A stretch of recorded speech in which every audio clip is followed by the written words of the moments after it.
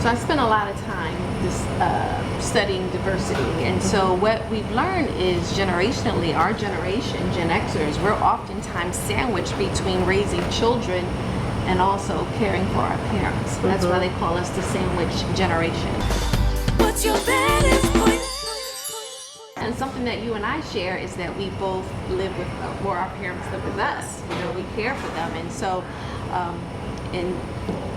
just a winter season, the Lord put it on my heart that I needed to open up my home to my father, and so he transitioned from New York City and is now living with me.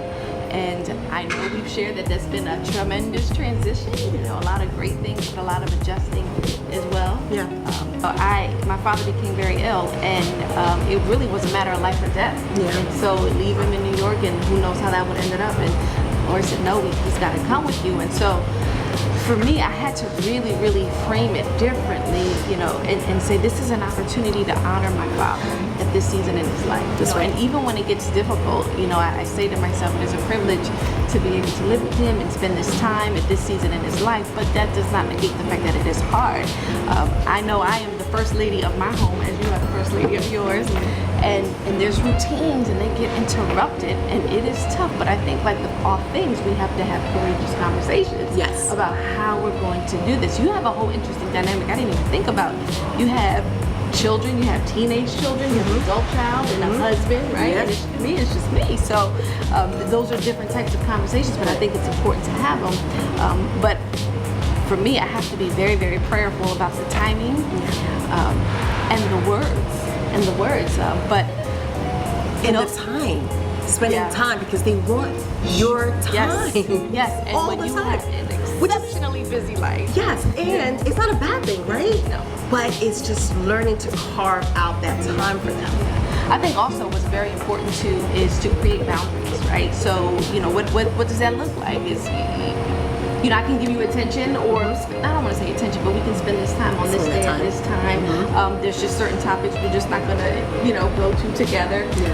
But I do recognize I'm also my father's youngest, so I'm always gonna be his baby girl. But this baby girl is good and grown, she extra grown. So, we have to have the conversation. We do. But I am truly blessed because, my dad is a kind man. He's a good man. He's very wise and just has a lot to give to the world.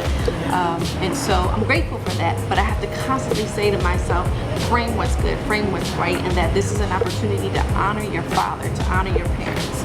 Right? And we know if we do that, then we will be blessed and our days will be long. Absolutely. Totally agree. I think what had to work for me, and then Mom, she's been with us for 3 years now, and it doesn't even seem that long.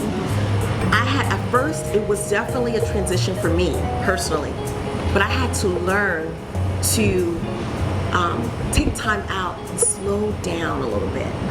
Slow down and say, Mom, actually because before I would come from work and go straight upstairs or do what I have to do, and she's looking to have a conversation, and I'm like,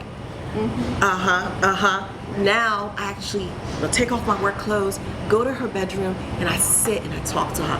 And I almost like when I was a little girl. I would lay on her bed and just have a conversation. And I noticed when I would do things like that, it's almost like she would perk up, So we're saying